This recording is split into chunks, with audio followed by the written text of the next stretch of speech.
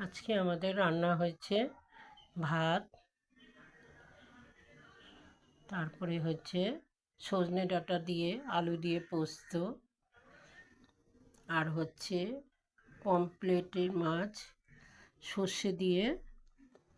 সর্ষে দিয়ে পমফ্রেট মাছ করেছি। আর হচ্ছে কচুরলতি আগের দিনের ছিল, সেই কচুরলতিটা। আর হচ্ছে সর্ষে বাটা দিয়ে টক, চালতার টক। আর হচ্ছে আমার নাতনি আসবে আজকে। আমার মেয়ের অফিস ছুটি থাকলে তখন মেয়ে আসে, তাই আজকে ছুটি আছে, তাই আসবে। তাই পমফ্রেট মাছে ওর জন্য আলাদা করে ঝোল করেছি, কেন ও তো এটা খেতে পারবে না, সর্ষে বাটার মাছ, তাই জন্য।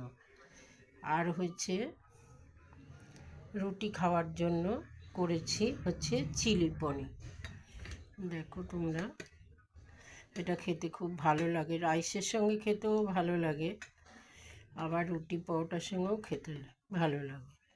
তাই এতগুলো রান্না করেছি, মোটামুটি তো অনেকগুলোই রান্না, কেন আমার